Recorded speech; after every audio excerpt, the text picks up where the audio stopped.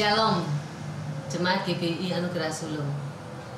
Mari kita satukan hati kita untuk masuk di dalam hadirat-Nya, bersyukur bahwa kita mempunyai Bapa yang kekal, yang mengerti hati kita dan senantiasa mengasihi dan memberikan yang terbaik bagi kita.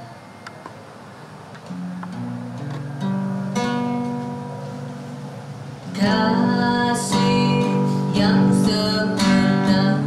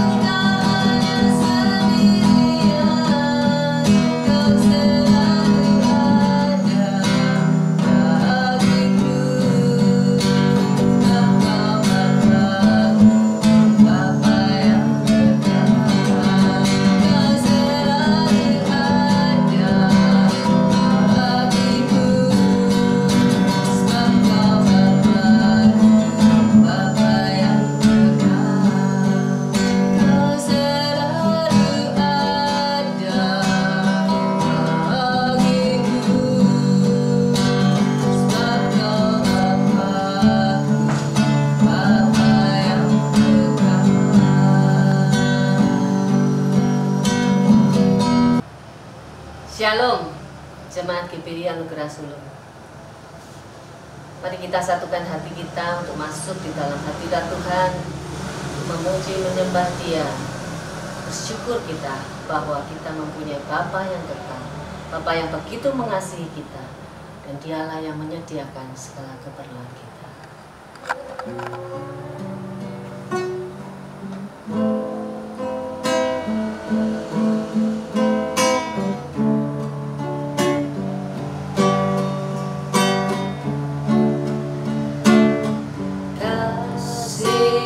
Yang sempurna telah ku terima darimu, bukan karena kebaikanku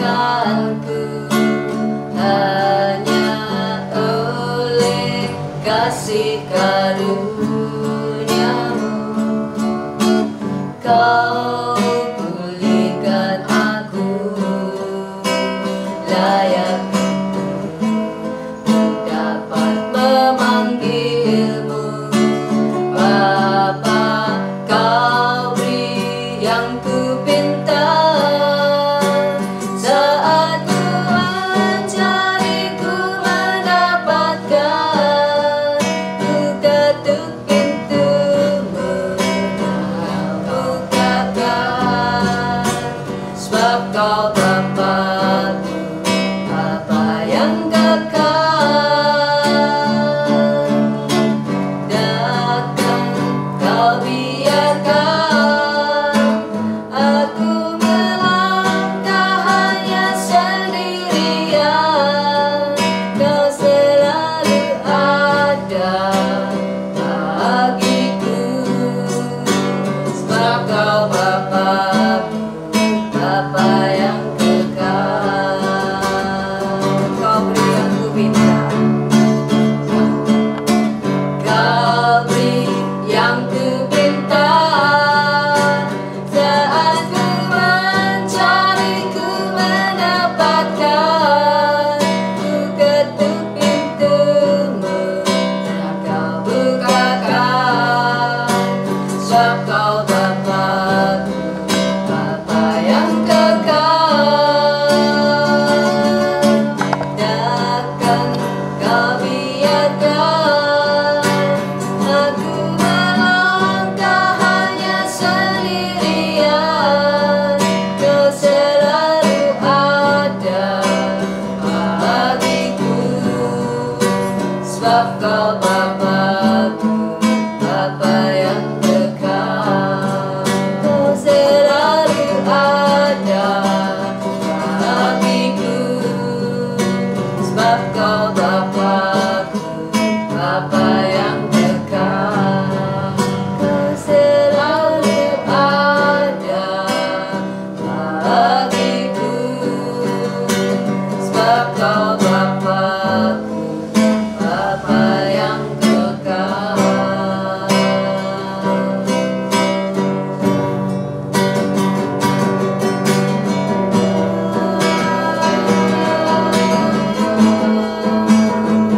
Kita sembah Dia, haleluya. Oh, yang kekal, Kau yang dahsyat, pelindungku, penolongku,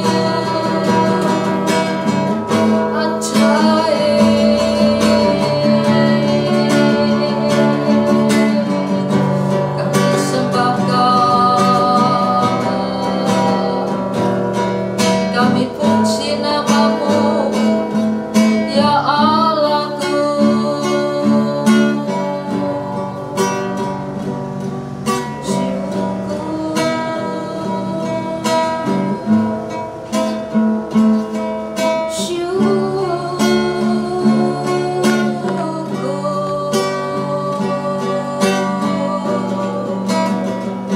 Terpujilah Bapa surgawi, Allah yang kekal.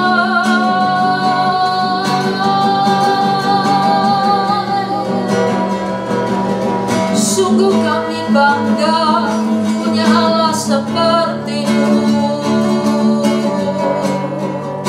Allah yang luar biasa, Allah penolongku, Allah yang selalu ada bagiku. Haleluya.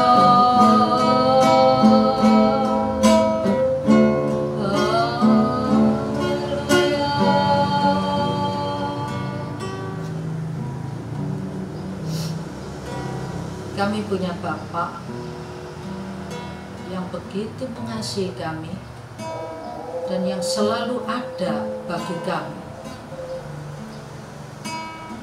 Sungguh sebuah keadaan yang sangat menyenangkan bagi kami. Mari Tuhan, di tengah-tengah suasana COVID ini,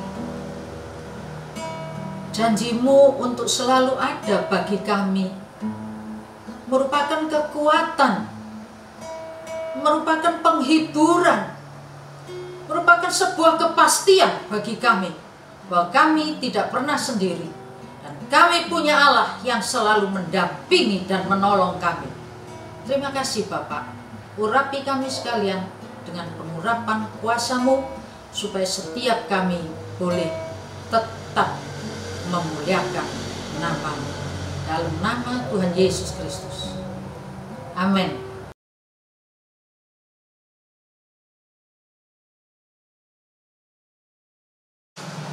Shalom. Hari ini kita pakai nuansa yang beda ya. Mari, saya rindu sih sebenarnya Anda ikut terlibat di dalam pembicaraan, di dalam diskus untuk acara ibadah online. Untuk itu, mari saudaraku, kalau tadi pujian menyatakan Ia selalu ada bagi kita, pertanyaannya adalah, adakah kita juga selalu ada bagi Dia? Jangan-jangan ada sebagian orang kalau susah selalu ada bagi dia. Karena ketika susah, teriak-teriak cari Tuhan, minta pertolongan. Tapi kalau diberkati, banyak berkatnya, lupa sama Tuhannya sehingga tidak ada ketika itu. Atau sebaliknya, ada juga orang yang kalau terberkati, bergembira, bersuka cita, ada bagi Tuhan. Tapi kalau diizinkan masalah terjadi, kesulitan terjadi, mulai sungut-sungut dan meninggalkan Tuhan, akhirnya tidak ada bagi Tuhan. Mari saudaraku, kita berikan respon bagi pernyataan Tuhan yang menyatakan Ia selalu ada bagi kita.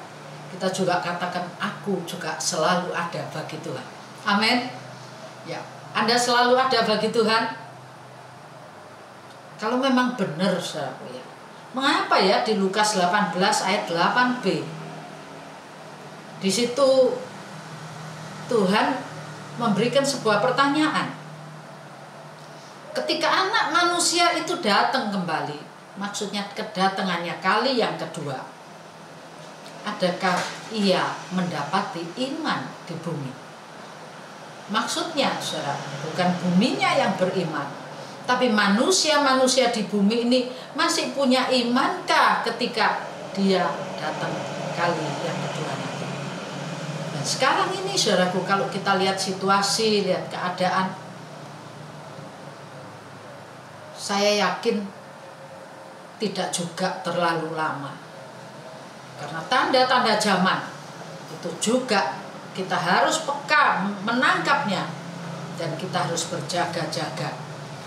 Betul, Lukas 18:8b dikatakan, jika anak manusia itu datang, adakah ia mendapati iman di bumi ini?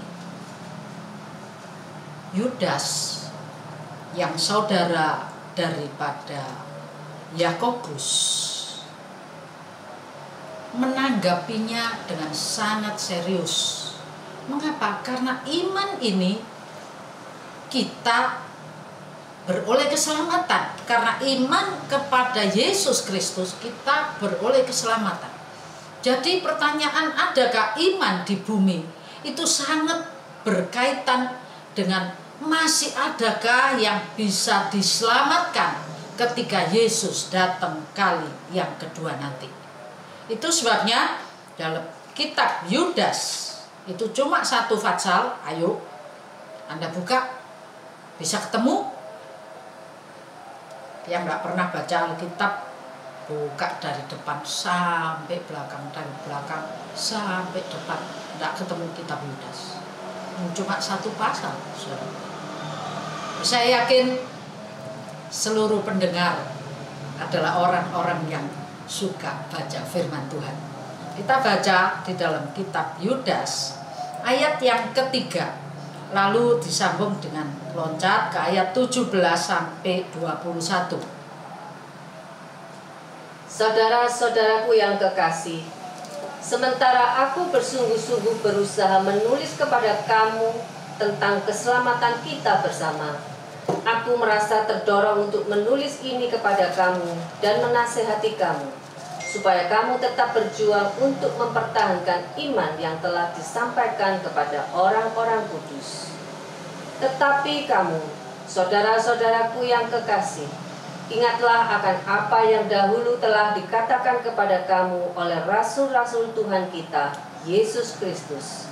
Sebab mereka telah mengatakan kepada kamu, menjelang akhir zaman, akan tampil pengejek-pengejek yang akan hidup menuruti hawa nafsu kefasikan mereka. Mereka adalah pemecah belah yang dikuasai hanya oleh keinginan-keinginan dunia ini dan yang hidup tanpa Roh Kudus. Akan tetapi kamu saudara-saudaraku yang kekasih, bangunlah dirimu sendiri di atas dasar imanmu yang paling suci dan berdoalah di dalam Roh Kudus. Peliharalah dirimu demikian dalam kasih Allah, sambil menantikan rahmat Tuhan kita, Yesus Kristus, untuk hidup yang kekal. Amin. Ini Yudas yang saudara Yakobus ini, hatinya begitu terdorong, maksudnya didorong oleh Roh Kudus untuk sungguh-sungguh berusaha mengingatkan kita semua demi keselamatan bersama-sama. Jadi untuk keselamatan kita ketika Yesus datang kali yang kedua, Yudas begitu serius mengingatkan kita untuk berjuang mempertahankan iman. Jadi iman, saudara, yang dipertanyakan oleh Yesus, masih adakah ketika dia datang? Itu supaya masih ada, memang harus diperjuangkan supaya ketika dia datang, kita ini termasuk golongan orang-orang beriman. Karena kita ini golongan orang beriman, maka kita ini termasuk golongan orang-orang yang diselamatkan karena percaya kepada Yesus Kristus. Bukan hanya percaya, karena kita semua siap sedia. Kita semua menanti kedatangannya kali yang kedua dengan siaga dan berjaga-jaga. Nah, untuk memperjuangkan supaya kita ini punya iman, supaya ketika dia datang masih ada iman di bumi ini, di dalam hidup kita maksudnya, supaya kita semua selamat. Anda mau selamat? Saya yakin semua kita iring Tuhan, semua kita percaya kepada Tuhan, karena kita rindu memperoleh keselamatan yang kekal itu. Untuk itu, saudaraku, dalam ayat-ayat yang kita baca tadi, ada 4 poin yang perlu kita perhatikan supaya kita tetap jadi orang yang beriman. Anda beriman? Amen. Anda beriman? Amen. Anda kasih jawab kepada Tuhan. Iya Tuhan, ketika Engkau datang kali kedua nanti, aku menyongsong kedatanganmu dengan iman yang penuh. Amin. Ya, ada 4 poin. Ya, poin yang pertama, saudaraku. Poin yang pertama, kita harus tahu apa? Kita harus ingat. Tadi di ayat berapa tadi? Ingat. Kita harus mengingat, saudaraku. Apa yang diingat? Ayat menuliskan iman yang telah disampaikan kepada orang-orang kudus. Jadi, saudaraku, apa yang telah disampaikan kepada orang-orang kudus? Yakni Allah mengasihi isi dunia ini supaya barang siapa yang percaya kepada Dia, kepada anaknya yang tunggal, yaitu Yesus Kristus, dia tidak binasa, melainkan beroleh hidup yang kekal. Dia yang percaya kepada Yesus Kristus, dia dipindahkan dari maut kepada hidup. Dia tidak lagi di bawah hukum maut, tapi sudah di bawah hukum anugerah Allah. Dasar itu tidak boleh kita lupakan. Ingat, itu berbicara tidak lupa, saudara. Berbicara juga tanpa lupa. Berbicara juga selalu ingat. Setiap saat, setiap detik selalu ingat bahwa kita ini ada, hidup kita boleh memperoleh keselamatan yang kekal karena adanya Yesus yang mati bagi kita, Yesus bangkit bagi kita, Yesus naik ke surga. Berdoa bagi kita sekalian, Roh Kudus dicurahkan untuk kita, menolong kita menjadi roh penolong sampai Ia datang kali yang kedua. Nanti kita akan diangkat bersama-sama masuk ke dalam pesta nikah anak domba. Basic itu tidak boleh dilupakan. Jadi ketika Anda terberkati, Anda juga harus mengatakan semua itu bukan karena kuat, bukan karena gagah, bukan karena aku pandai, tapi ada satu perkara, kasih karunia-Nya yang luar biasa di dalam hidup kita. 2 Timotius 1 ayat yang ke-9. Kasih karunia yang dianugerahkan bagi kita, Dialah yang menyelamatkan kita dan memanggil kita dengan panggilan kudus, bukan berdasarkan perbuatan kita, melainkan berdasarkan maksud dan kasih karunia-Nya sendiri yang telah dikaruniakan kepada kita dalam Yesus Kristus. Ya, bukan karena kita baik, bukan karena perbuatan kita, bukan karena kita ini gimana, tapi betul-betul pure, murni karena kasih karunia-Nya. Ia memanggil kita dalam panggilan kudus. Untuk apa, saudaraku? Supaya kita sekalian boleh memperoleh kasih karunia Allah untuk mendapatkan kembali kehidupan yang kekal sesuai dengan rencana Allah yang semula. Saudara, itu adalah basic, itu adalah dasar, itu adalah landasan daripada iman kita. Kalau landasan ini melenceng, itu bahaya, saudara. Kalau tidak punya landasan, gampang diombang-ambingkan. Ada banyak tawaran-tawaran. Dasar kita harus punya dasar yang kokoh, bahwa di dalam Yesus Kristus, oleh karena pengorbanannya di atas kayu salib di Bukit Golgota, Ia sudah mengubah nasib kita dari orang yang dilaknat, dari orang yang dihukum, dari orang yang terhisap dalam dosa Adam. Saudaraku, semua kutuk, laknat, dosa ditanggung oleh anak tunggal Allah, yaitu Yesus Kristus, di atas kayu salib di Bukit Golgota. Landasan itu jangan sedetik pun kau lupakan. Ingat, terus diingat. Hanya oleh kasih karunia, Yesus sudah membeli kita tunai di atas kayu salib di Bukit Golgota. Darahnya tercurah supaya kita diselamatkan. Amin. Saya yakin masing-masing Anda punya landasan. Hari-hari ini di gereja mengadakan bina iman. Saya berharap semua jemaat mengikutinya, mendengar Hari ini sudah hari ke-38, saudaraku. Ada 38 pertanyaan tentang basic kekristenan.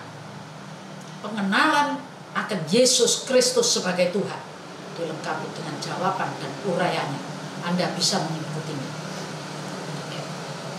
Lalu, apa yang harus diingat yang kedua?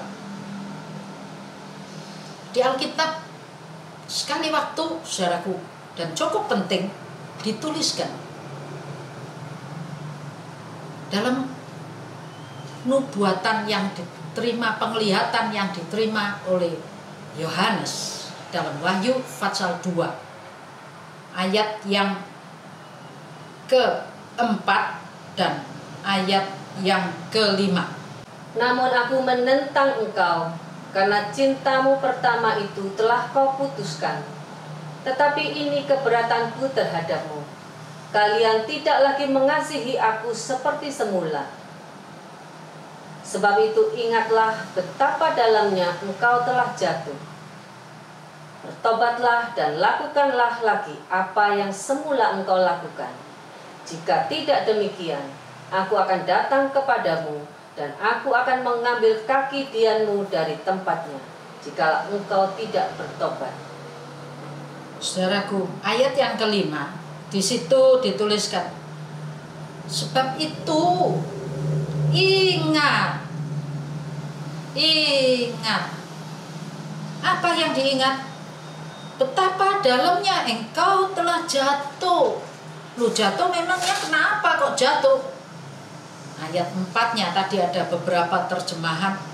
Saudara, saya ambil beberapa terjemahan karena saling meneguhkan. Di terjemahan baru di situ tuliskan, namun demikian aku mencela engkau karena engkau telah meninggalkan kasihmu yang mula-mula. Enteng, saudaraku ya, kalimatnya kan enteng. Aku mencela engkau karena engkau telah meninggalkan kasihmu yang mula-mula. Terjemahan ND itu tadi dibacakan, namun aku menentang engkau. Bukan cuma mencela, saudaraku.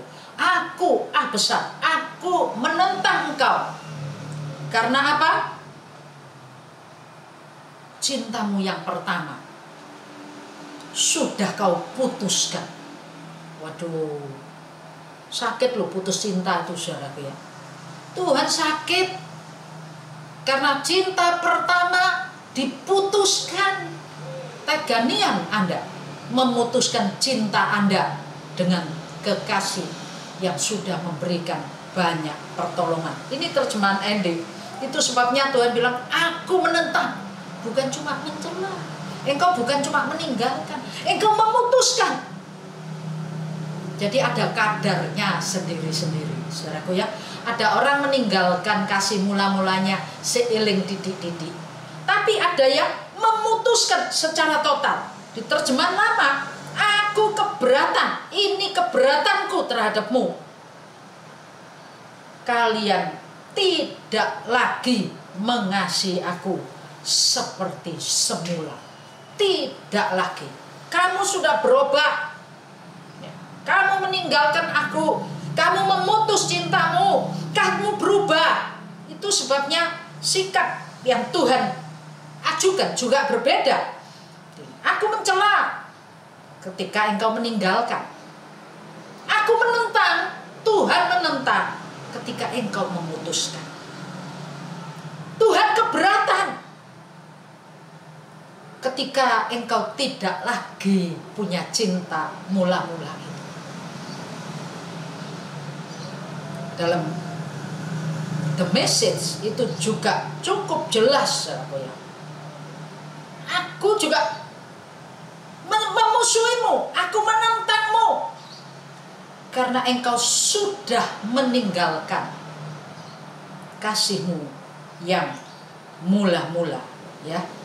Jadi mari, seberapa kadar Anda tinggalkan kasih mula-mula? Anda ingat kapan jatuh cinta pertama sama Tuhan? Halo, Anda ingat kapan Anda jatuh cinta pertama sama Tuhan? Anda ingat bagaimana sikap Anda ketika Anda cinta mula-mula kepada Tuhan. Waduh, bangun pagi cari Tuhan, memuji Tuhan, menyembah Tuhan. Tiap hari pengen ke gereja, pengen beribadah, pengen berlutut, pengen berdoa, pengen baca Alkitab. Dan kalau baca Alkitab, wow, saudaraku ya, 1 fatsal, 2 fatsal, 3 fatsal, 4 fatsal, kok rasanya kurang terus. Itu jumlahnya. Ada kalanya bukan fatsal-fatsalnya, ada kalanya untuk mendalami satu ayat.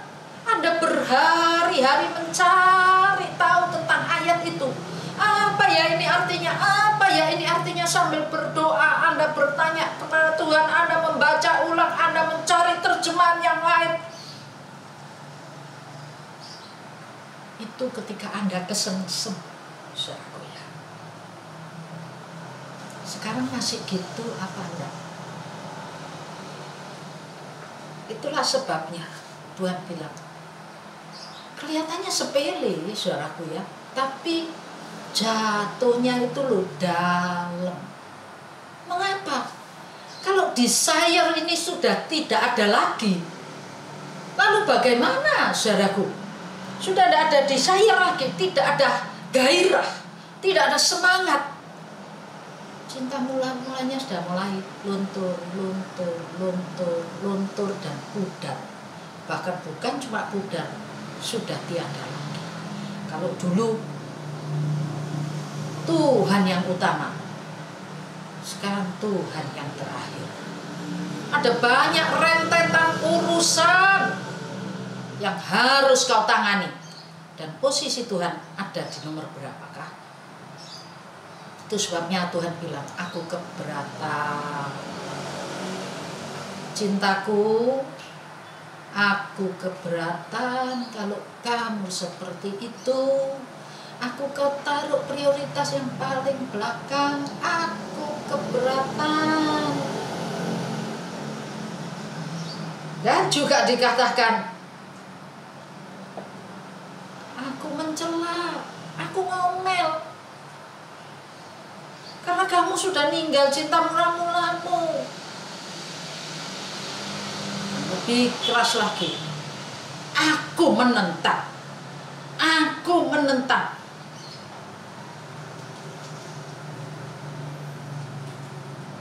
Mengapa? Katanya. Ada apa gerangan yang membuat engkau meninggalkan cinta mula-mula? Tadi New King James Version ini The Message bilang, tapi engkau sudah meninggalkan kasih mula-mulamu. Mengapa? Ada apa? Ada apa dengan kamu? Adakah sesuatu yang menarik hatimu lebih daripada Tuhanmu? Halo? Saya ingat ketika kasih mula-mula, saudaraku, waktu itu saya masih kuliah. Bagaimana setiap pagi 4:30, saudara, saya berangkat dengan motor ke gereja. Ya, perjalanan kurang lebih 20 menit dengan motor sampai setengah jam lah. Kalau cuaca bagus ya lumayan. Tapi kalau semalaman hujan, Anda tahu lokasi di mana saya kos waktu kuliah itu, ya, maklum, Denpasar waktu itu masih banyak sawahnya. Jalan-jalan nggak seperti jalan Denpasar sekarang, sudah banyak bypass, banyak ring road. Waktu itu jalan-jalan masih limestone, belum tip aspal. Kalau malam hujan, limestone itu jadi seperti bubur, ledok, bisa buat menari-nari motor. Terus nggak ada lampu jalan, maksudnya belum ada. Jadi setiap pagi waktu masih gelap, saya berangkat. Bukan nggak takut loh, takut saudaraku ya. Perempuan gerejanya lumayan jauh, peteng, tetangga juga jarang, dan sepanjang perjalanan lebih banyak lewat sawah, kanan kiri sawah. Sekali waktu pernah juga ular itu muncul lewat di bawah motor, kaki saya angkat gitu. Sejak saat itu saudara, setiap pagi itu di Tabernakel Glory nomor 183 saya selalu pujikan, Tuhan jaga, Tuhan hentar, Tuhan tolong di tiap susah, di genap hidupku terus serta, Tuhan tolong saya lah. Terus ya, ada 3 bait pujian itu. Tapi pujian itu begitu merasuk di dalam jiwa saya, sehingga ketika suasana itu menakutkan, ketika jalan seperti bobor, ketika lampu penerangan jalan gelap, saya yakin Tuhan selalu ada bagi saya. Cinta mula-mula itu dahsyat loh kekuatannya, saudara. Saya yakin Anda punya pengalaman. Mungkin beda, ya, beda pengalaman seorang dengan yang lain. Awal pengenalanmu akan Tuhan. Lalu apa yang telah kau lakukan ketika engkau jatuh cinta kepada Tuhan? Dan pengalaman-pengalaman sepanjang dari awal cinta mula-mulamu sampai dengan hari ini, adakah tanda tanyanya gede? Adakah cintamu masih seperti dulu? Kalau nyanyian dunia bilang, aku masih seperti yang dulu. Zaman dunia gitu. Tapi kalau sama Tuhan, masihkah Anda seperti yang dulu? Coba Anda pikirkan sih. Ada mungkin yang punya apa? Punya pengalaman. Ini yang ada bersama dengan saya, Andi, ada juga Bu Mulyani, saudaraku. Saya yakin akan sharing, tidak tahu bagian apa. Ketika Anda jatuh cinta sama Tuhan, ketika hatimu tidak terisi oleh yang lain, ketika engkau berkobar mencari Dia yang sudah menolongmu, mencari Dia yang sudah menyelamatkanmu, di mana cinta itu sekarang? Mari, yang mau sharing. Shalom Ibu. Shalom Ibu. Punya pengalaman cinta mula-mula? Sekarang kan masih ada? Masih utuh? Masih berkobar-kobar. Puji Tuhan. Shalom Bapak Ibu-Ibu sekalian ya. Saya diajak oleh salah satu pendeta di GKI ya. Saya bilang, oh saya enggak mau ke gereja. Saya bilang gini, saya enggak mau ke gereja. Oh ini bukan gereja, gitu ya. Ini sekolah minggu menceritakan tentang Tuhan Yesus. Gitu. Oh luar biasa ya. Saya suka sekali. Jadi cerita tentang Tuhan Yesus. Jadi saya tuh haus lapar dahaga akan cerita tentang Tuhan Yesus. Tetapi zaman saya dulu itu Alkitab itu adalah barang yang langka ya. Kalau saya dulu tuh kecil sudah punya Alkitab, saya rasa saya sudah membacanya berulang-ulang ya. Saya tuh cari sekali ya. Anak-anak pasti punya banyak waktu ya, tapi kekurangan materi ya waktu kecil saya ya, tidak seperti yang anak-anak sekarang ya. Saya merasakan bahwa cinta saya sama Tuhan tidak berkurang, terus menyala-nyala. Saya melakukan semuanya dan apapun yang saya lakukan, saya selalu saya kontak dengan Tuhan. Begitu banyak Tuhan berkarya dalam kehidupan saya ya. Saya bersyukur bahwa oma saya juga seorang pendoa ya, seorang pendoa yang begitu taat, yang dipakai Tuhan dengan luar biasa ya, sehingga itu yang menguatkan saya. Dan saya itu boleh bertumbuh dan saya sampai saat ini saya merasakan bahwa benar bahwa orang yang mengasihi Tuhan itu maka keturunannya Tuhan akan memberkati. Tuhan akan memberkati, Tuhan akan membuka jalan Dan Tuhan itu akan memberikan kesempatan, ya, kesempatan yang terbaik bagi anak-anaknya, ya. Sehingga apapun yang kita mau berbelok ke kanan atau ke kiri, Tuhan mampu untuk kembali meluruskan. Dan cinta mula-mula itu makin hari kalau kita makin pupuk, ya, kita akan merasakan bahwa Tuhan itu senantiasa campur tangan dalam kehidupan kita. Sehingga setiap saat saya boleh merasakan, setiap kali ada apapun, saya tahu, saya rasakan bahwa Tuhan itu memberikan jalan keluar. Ya, oleh sebab itu, apa alasan yang membuat kita itu tidak merasakan bahwa Tuhan itu begitu mencintai kita? Ya, biarlah kita juga memprioritaskan Tuhan lebih daripada apapun. Ya, tapi memang namanya manusia, apa yang di depan mata itu kadang-kadang lebih membuat kita tuh harus secepatnya respon. Tetapi kita tahu di dalam Tuhan akan memberikan jalan yang terbaik. Dan apapun yang kita lakukan, kita tahu bahwa Tuhan senantiasa ada dan memberikan berkat, kesempatan dan pertolongan bagi setiap anak. Sampai suatu saat, ya, dalam kehidupan saya, pekerjaan saya itu benar-benar dibuat hancur. Ya. Pekerjaan saya itu dibuat tidak beres, ya. Sebetulnya pekerjaan saya beres, tapi di-cut, ya. Sehingga waktu itu saya benar-benar tuh cari Tuhan, benar. Tuhan, ini gimana ya? Saya terbiasa dengan apapun saya mengatakan kepada Tuhan.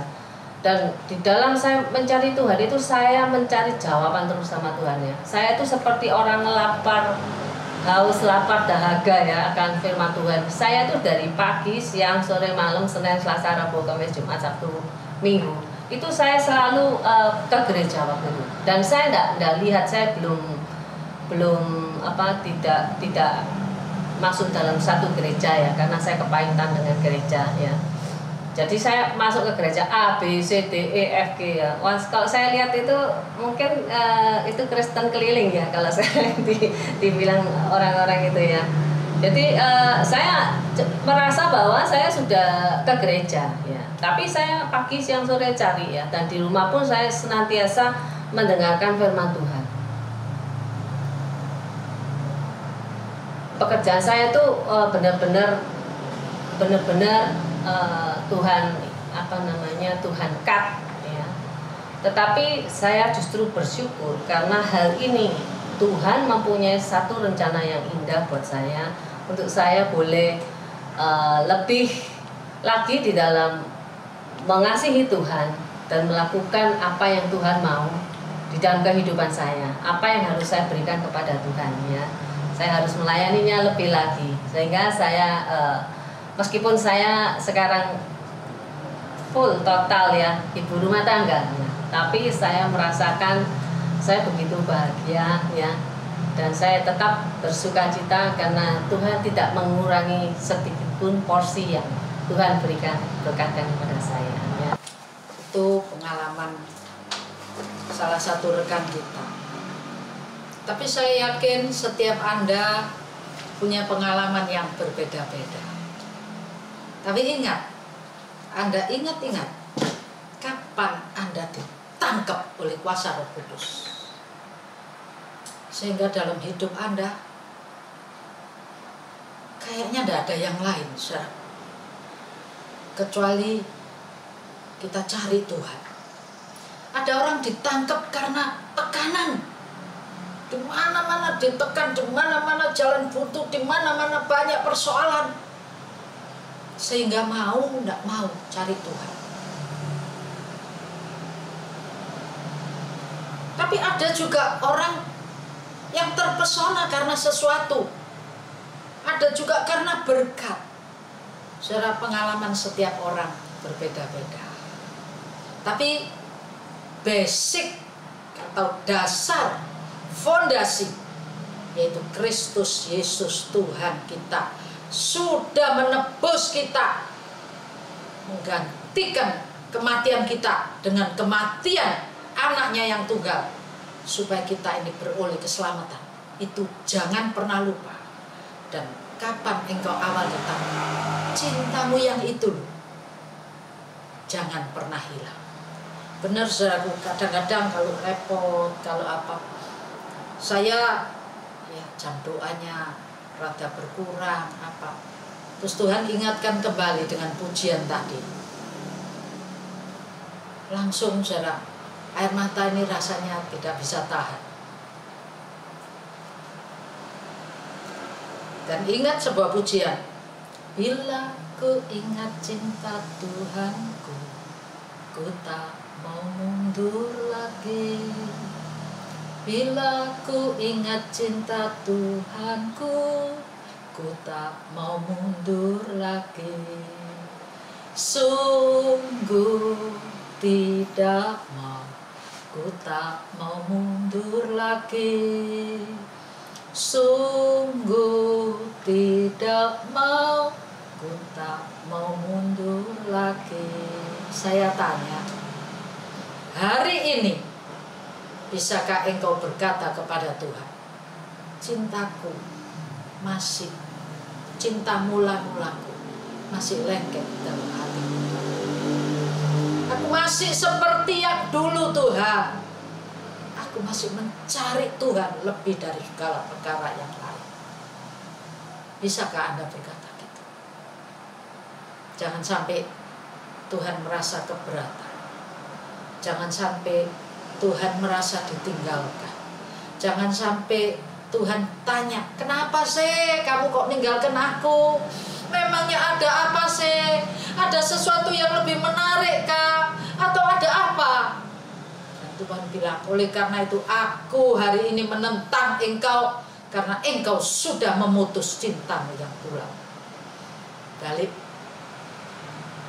Balik ke cinta yang mula-mula, saudaraku ya. Jangan itu hilang. Jadi yang pertama, poin pertama, ingat, mengingat. Apa yang perlu diingat? Basic kekristenan. Yesus penolong kita, juru selamat kita. Yang kedua, jangan kehilangan kasih mula-mula. Jangan diputus cintanya Tuhan itu, ya. Yang kedua, saudaraku, cinta mula-mula memang perlu, tapi tidak boleh statis. Terus cuma gitu terus, ya tidak boleh. Hosea pasal 6 ayat yang ketiga, bagian yang kedua, membangun. Marilah kita mengenal dan berusaha sungguh-sungguh mengenal Tuhan. Ia pasti muncul seperti fajar. Ia akan datang kepada kita seperti hujan pada akhir musim yang mengairi bumi. Ya, marilah kita mengenal. Anda sudah kenal kan dari tangkapan pertama tadi? Nah, setelah kenal dari tangkapan pertama itu, saudara, dituliskan di sini, dan berusaha sungguh-sungguh dalam terjemahan yang lain untuk lebih mengenal Tuhan. Untuk lebih mengenal Tuhan. Ketika kita bersungguh-sungguh lebih, berusaha lebih kenal, saudaraku, kalau kita cuma say hello sama seseorang, setelah itu selesai, tidak ada pertumbuhan persahabatan, tidak ada, saudaraku. Ya cuma segitu. Tapi ayat ini jelas, mari kita mengenal dan berusaha untuk sungguh-sungguh lebih mengenal Tuhan. Ketika kita usaha dengan sungguh-sungguh, namanya usaha itu, saudaraku, apalagi usahanya sungguh-sungguh, artinya menyisihkan banyak waktu, memberikan prioritas, kesempatan yang lebih banyak untuk belajar kenal kepada Tuhan, kenal kepada pribadi yang sudah menolong kita ketika kita mulai belajar mengenal. Ia pasti muncul seperti fajar. Benar saudara ya. Ketika awal saya disuruh baca Alkitab sama mama saya, baca nggak ngerti, dibaca nggak ngerti, apalagi kalau sudah kejadian, apalagi kalau sudah imamat, duh minta ampun, bisa balik lagi saudaraku ya. Nggak orang ngerti mau diterus no, ngantuk, berhenti lagi, balik lagi. Dan saya pikir ini dibaca terus, nggak ngerti ini apa. Sampai satu hari sebelum yang saya ceritakan tadi, saya berangkat gereja pagi, setiap pagi tidak pernah bolos saudaraku. Kadang-kadang gembala belum bangun, saya sudah berdiri di depan gereja menunggu gereja dibuka untuk doa pagi. Setiap hari, setiap ibadah tidak pernah bolos.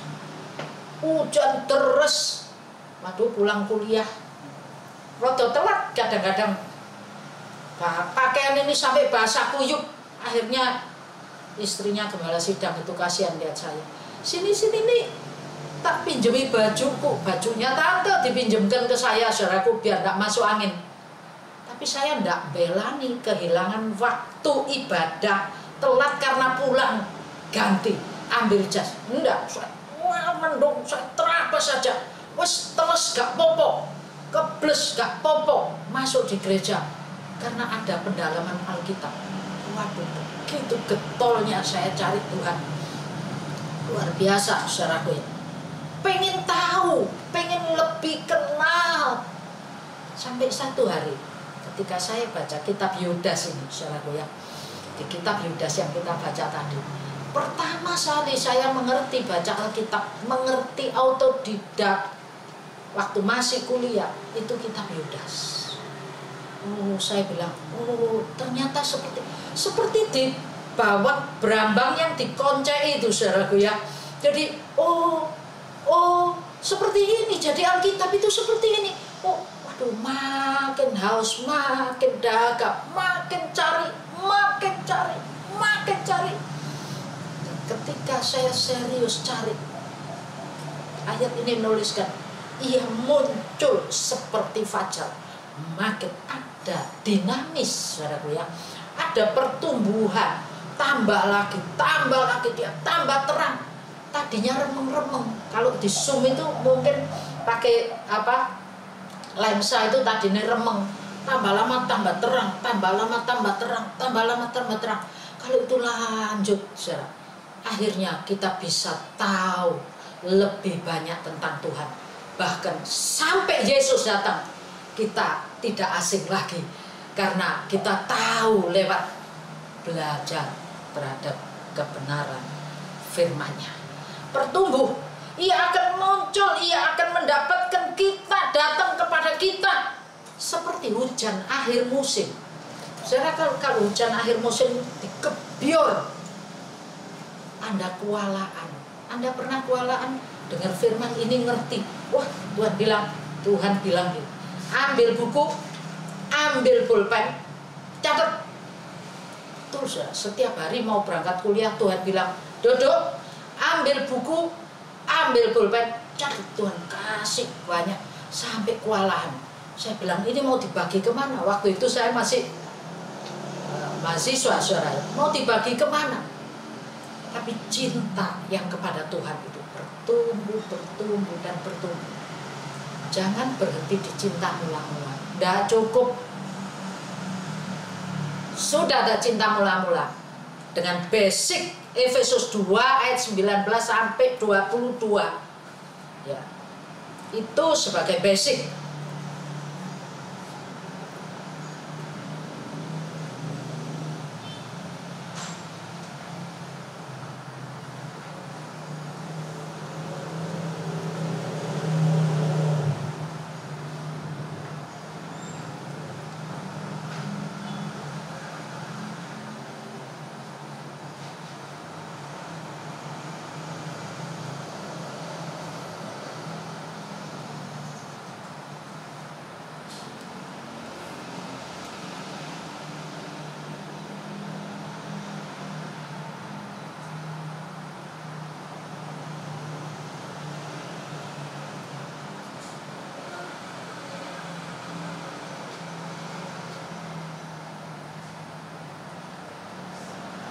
Demikianlah kamu bukan lagi orang asing dan pendatang, melainkan kawan sewarga dari orang-orang kudus dan anggota-anggota keluarga Allah, yang dibangun di atas dasar para rasul dan para nabi, dengan Kristus Yesus sebagai batu penjuru.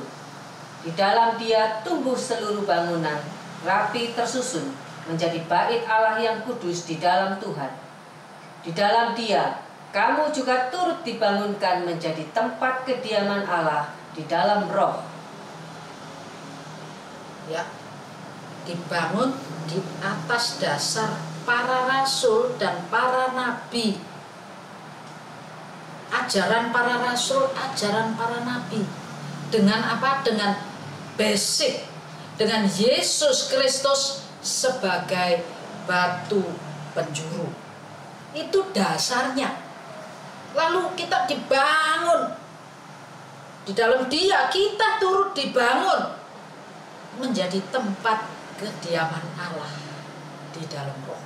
Di dalam sini loh, dibangun, dibentuk, direnov, supaya Roh Allah itu betah tinggal. Dan ini jadi bait Allah yang kudus, di mana Roh Allah tinggal, di mana Roh Allah berkarya di dalam hidup kita dan hidup di dalam kehidupan kita.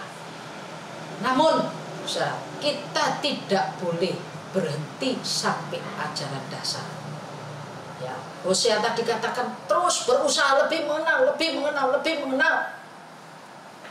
Pertumbuhan yang seimbang. Kolose 2 ayat yang ke-7. Kolose 2 ayat yang ke-7 ada pertumbuhan yang seimbang. Hendaklah kamu berakar di dalam Dia dan dibangun di atas Dia. Hendaklah kamu bertambah teguh dalam iman yang telah diajarkan kepadamu, dan hendaklah hatimu melimpah dengan syukur. Ya, hendaklah kamu, sini ada bagian-bagian, berakar di dalam Dia, dibangun di atas Dia, dan bertambah teguh dalam iman. Jadi 3, saudaraku ya. Berakar itu ke bawah, lalu dibangun, lalu bertambah teguh. Saudara, ngomong tentang keseimbangan pembangunan antara fondasi, antara basic, antara yang ke dalam dengan yang keluar. Kalau orang merencanakan sebuah building, seberapa tingginya building yang direncanakan, maka fondasinya harus imbang. Dan orang akan membangun fondasi itu selesai, baru bangunan ke atasnya, atau tahap-tahap. Saudara, memang kalau bangun building, fondasi harus siap beres dulu, baru atasnya. Setelah itu harus baru bertambah teguh, bertambah teguh. Tapi kalau kita mau belajar dari pertumbuhannya tanaman, saudara ya, pertumbuhannya tanaman, nggak tunggu akarnya mau masuk 2 lem 1 meter, baru tokul tunasnya 10 cm. Enggak, tapi tunas muncul akan berbarengan, seimbang dengan akar yang tumbuh. Jadi tumbuh ke dalam, tapi juga tumbuh ke atas. Seringkali kekristenan ya, itu cuma tumbuh ke atas. Wah, setelah kenal Tuhan, lalu baca firman, oh harus melayani, mulai giat. Saudara jangan lupa, apa yang tampak kita kerjakan, ibadah di gereja minimal 1 minggu 3 kali, saudaraku ya. Kalau Anda lihat di tabernakel, peta tabernakel di ruang kudus itu ada 3 minim. Setiap orang itu 3 kali, 3 ibadah itu harus ikut. Apa? Ibadah umum, ibadah doa, dan ibadah pendalaman Alkitab. Itu wajib supaya ruang kudus itu jadi terang dan fungsinya bisa dijalankan Ada pelita emas, ada meja roti, ada mesbah dupa. 3 ini ada di ruang kudus, sehingga ruang kudus itu menjalankan fungsinya dengan baik. Namun, saudaraku, tidak kurang orang-orang yang tidak seimbang pertumbuhannya. Anda tahu 3 ini berbarengan. Ya ini tadi, bertambah teguh, berakar, dibangun, dan bertambah teguh. Nah, itu sebabnya kalau hari-hari ini ada COVID, saya hanya ingin mengingatkan, saya ingin menyadarkan, saudara, dengan adanya COVID, 3 alat di dalam ruang kudus ini jadi sepertinya ditiadakan. Anda ikut kebaktian umum, sahabatmu di mana? Nggak bisa, Bu. PSBB, social distancing. Nggak bisa. Padahal ada ayat yang bilang ketika umat dengan rukun duduk bersama-sama, maka urapan itu akan meleleh dari kepala Harun sampai ke janggut dan jubah. Saudara, jangan kehilangan itu. Tuhan luar biasa. Sebelum ketentuan untuk tidak boleh beribadah diadakan, media sosial sudah disiapkan sama Tuhan. Jangan Anda anggap remeh medsos ini. Walau wong ibadahe cuma di anu jame sak karep-karepe ta. Coba dengarkan khotbah, ikut ibadah di online gini sambil lo kora-kora, sambil lo jalan, sambil lo ngersih meja, sambil lo ya apa saja, ngitung-ngitung. Anda dapat berkat seberapa? Beda kalau Anda dengar seperti di ruang ibadah. Anda duduk, kalau perlu ambil pulpen, ambil kertas, Anda catat. Berkatnya lipat kali ganda. Ini muslihat iblis meniadakan jam ibadah, meniadakan pelita emas, jam doa. Wes sembahyang dhewe aku kok ya gak apa-apa nyusul. Anda pikir mesbah dupa itu tidak perlu nyala terus? Kalau mesbah dupa itu apinya mati, ruang kudus itu sudah tidak berfungsi. Saya sekali lagi ingin mengingatkan, pendalaman Alkitab, makan roti surgawi, roti malaikat. Kalau Anda beretok bisa beli pakai duit, roti malaikat tidak bisa dibayar sama duit. Yang ada adalah niat hati yang sungguh-sungguh mencari Dia, belajar.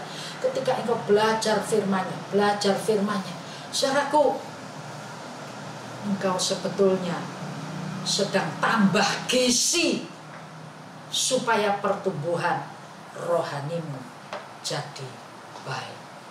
Betul, saya rindu. Jadi poin yang kedua, pertama tadi apa? Mengingat. Yang kedua, jangan cuma berhenti diingat-ingat kok, tapi proaktif untuk mengadakan pertumbuhan. Ada pertumbuhan terus bertambah di dalam Tuhan. Membangun diri di atas iman yang suci dengan berdasarkan pada Kristus sebagai batu penjuru. Jangan berhenti, keseimbangan. Jadi pohon yang ditanam, kalau dia naik ke atas, dia pasti naik ke bawah. Bicara soal apa yang kelihatan, aktivitas kita, dan jam kita mencari Tuhan, duduk dalam hadirat Tuhan. Kita masuk lebih dalam, dan lebih dalam lagi di dalam menghormati dan mencari hadiah. Ketika pertumbuhan itu wajar, maksudnya wajar itu imbang ke atas dan ke bawah, maka apa yang dimaksud dengan bertambah teguh? Saudara pernah merhatiin enggak ya, kira-kira orang itu jadi Kristen dulunya enak, tapi kok enggak langsung, dulunya hitam kok enggak langsung jadi putih? Memang abu-abu itu enggak ada, saudara. Tapi saya ingin beritahu kepada Anda, bertambah teguh itu artinya perubahan diizinkan Tuhan terjadi dalam hidupmu. Ada spot-spot yang mungkin belum Tuhan bersihkan ketika engkau kenal. Tuhan tahu tepat kapan waktunya engkau harus dibersihkan. Saudaraku, seorang yang biasa cari Tuhan, berdoa tiap hari, seorang bapak selalu di rumah dia berdoa. Kapan jam doanya dia, saudaraku? Dia berdoa ketika dia mau tidur malam, cukup lama. Dan sekali waktu, saudaraku, Tuhan berbicara kepada dia. Dia berdoa, ya, dengan pakaian tidurnya. Lalu Tuhan ingatkan dia sampai dia berubah. Saya juga, kalau Anda mau dengar segelintir kesaksian, saya itu ketika awal-awal disuruh khotbah di gereja, ya, jemaat memang orang-orang sederhana. Jadi saya pikir saya juga pakai baju sederhana. Saya pakai sendal, saya pakai kaos. Mungkin ada dari beberapa Anda yang masih simpan foto-foto saya pakai kaos belang blondeng, saudaraku, ya, khotbah. Sekali waktu seorang penatua itu ngajak pelayan Tuhan berubah tampilan, katanya. Ayo kamu jangan kaosan, main musik. Ini dibeliin hem. Ya, saya nggak bisa ngelawan karena dia beliin hem, yang main musik, yang melayani, yang di depan mimbar, katanya suruh ganti yang rapi, menghormati Tuhan. Saya ya nggak rewes, ya pancet-pancet aja. Saya tetap, yang lain sudah hem-heman, yang lain disuruh pakai dasi, saya pakai kaos, pakai sendal.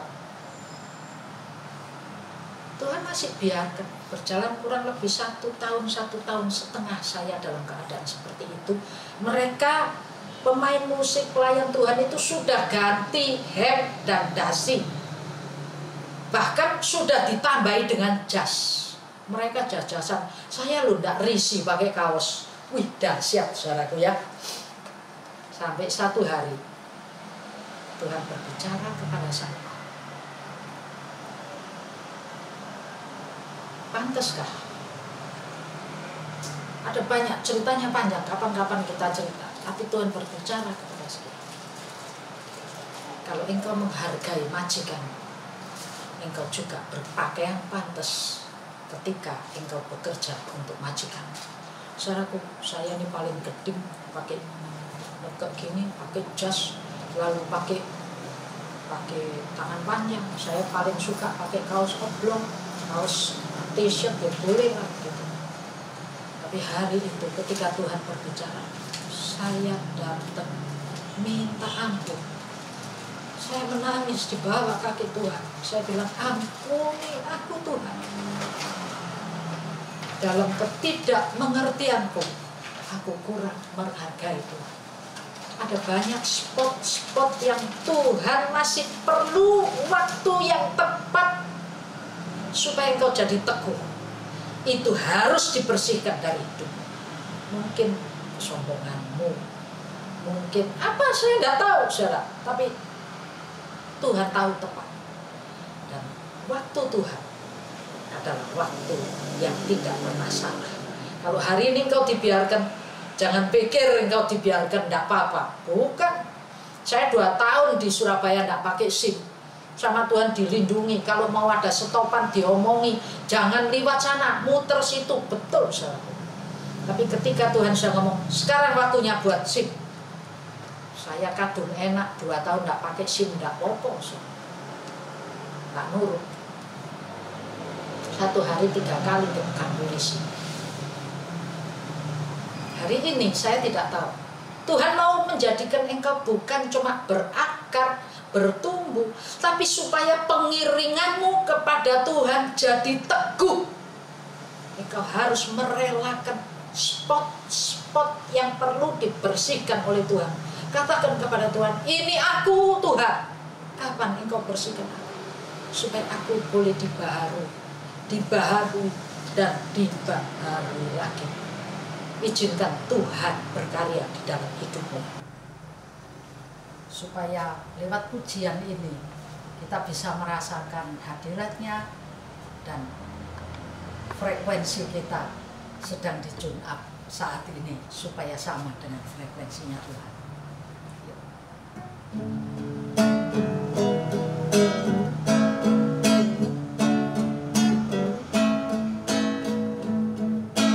Ingat kasih-Nya, ingat kebaikan-Nya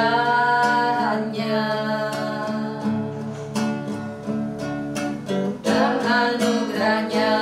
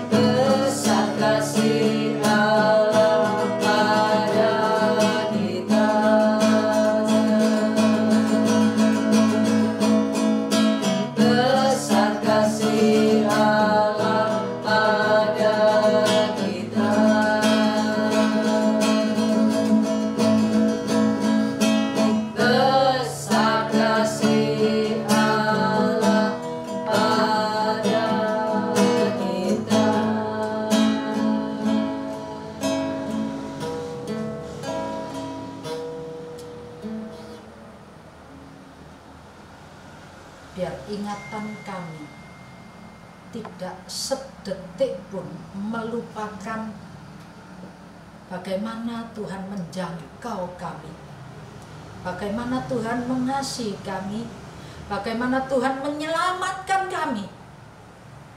Setiap hari, setiap saat kami tahu kami bisa ada karena kasih dan anugerah-Nya Tuhan. Luar biasa untuk kami. Kami tidak ingin melupakannya. Biarlah cinta mula-mula kami ini boleh tetap dan tidak sirna. Tetap, bahkan bertambah dan bertumbuh lagi, bertumbuh dalam pengenalan akan Dia.